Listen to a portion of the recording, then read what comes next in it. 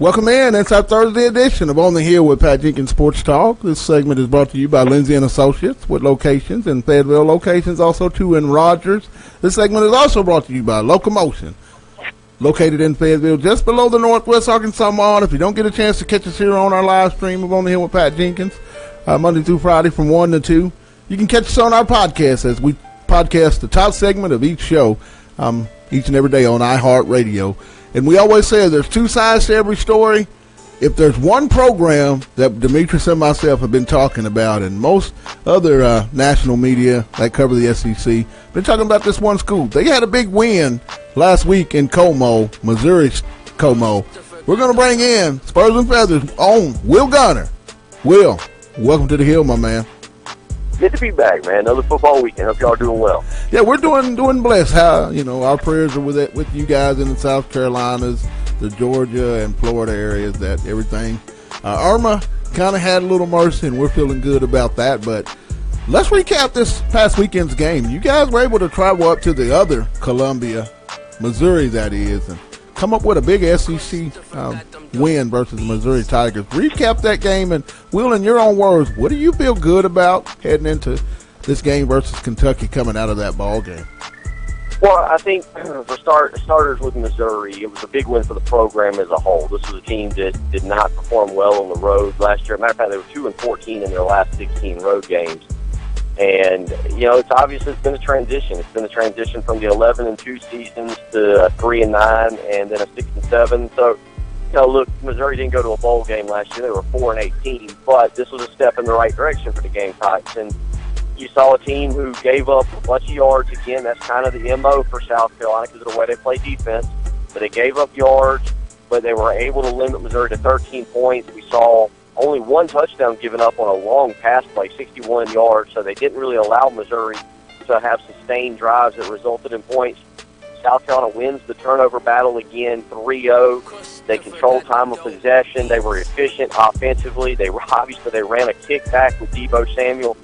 I don't want to say that the ball was bouncing their direction every single time because certainly you have to make the plays to be able to get the victory.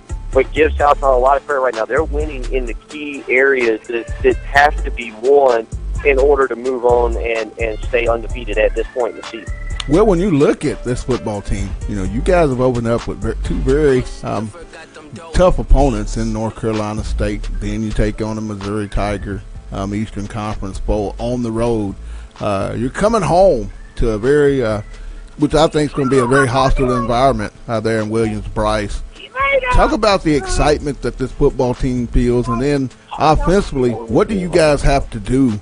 Jake Bentley doing real well, Deebo doing real well. What do you guys have to do versus the Kentucky Wildcats to have some success on Saturday? Well, Will Muschamp talked about it on Tuesday in his press conference. They've got to be able to stop the run. Benny Snell Jr. had a good game against them last year, and it was a close game late, and Benny Snell was able to have a very efficient drive at the very end of the game. And so, number one, South Carolina's got to be able to stop the run. Naheem Hines in the opener was having a good day, and North Carolina State had to kind of throw the ball late.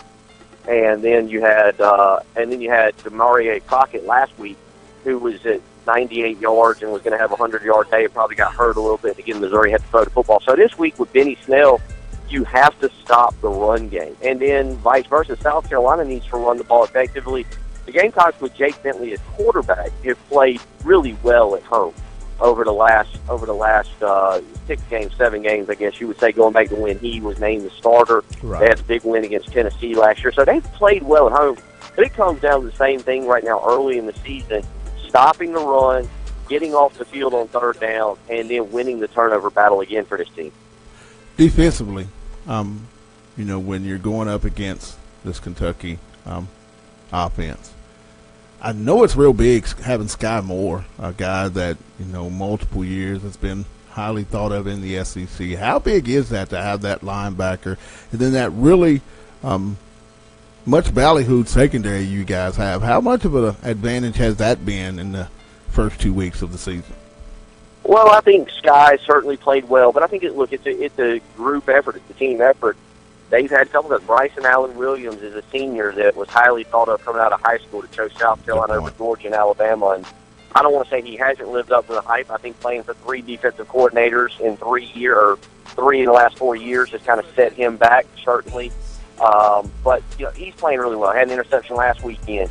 Javon Kinlaw made some big plays as a junior college transfer in. He's got 3 years to play and made some plays last week and blocked the field goal and tipped the pass that led to Bryce Allen's interception. Taylor Stallworth has played well. As a unit, they've played well. Certainly Sky Moore, having anybody back that's going to be drafted in the NFL is important. But I don't think you can just say, well, the return of Sky Moore is the reason that this defense, at least to this point, has been efficient in limiting points and forcing turnovers.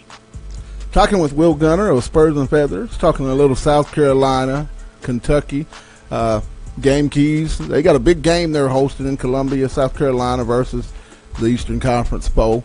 But I want to talk about health-wise, Will. How is the ball club there in South Carolina going into this football game? When we talk about injuries, are you guys full bore, or are there going to be some game time decisions?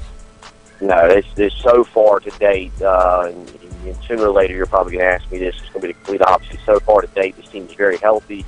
They actually, unless I'm skipping somebody, I believe all 22 starters are perfectly fine, at least heading into this game. No major nicks or bruises. A couple backups they're hoping can be a little bit healthier. There's a true freshman defensive back, and they need some help in the secondary. But anybody that we would talk about of significance, everybody's perfectly good.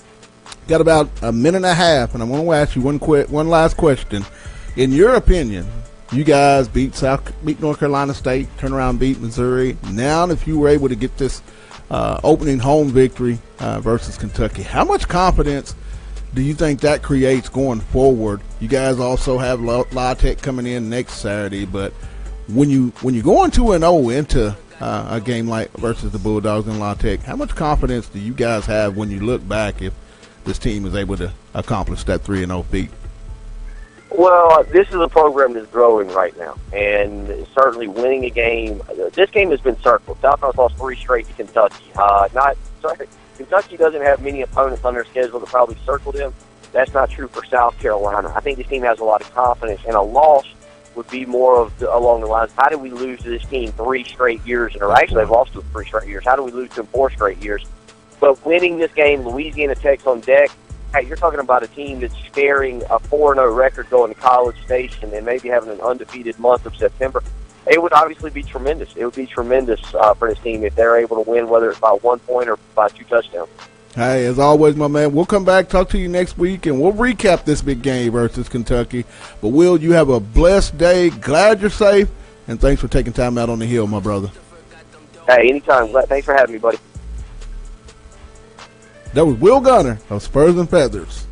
We talked the SEC, Demetrius. We talked about the East matchup. Now we're going to shift it over to the West, where they've got a big one as well.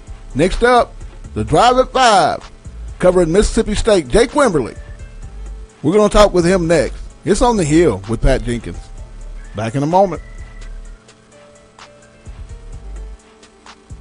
Christopher got them dope beats.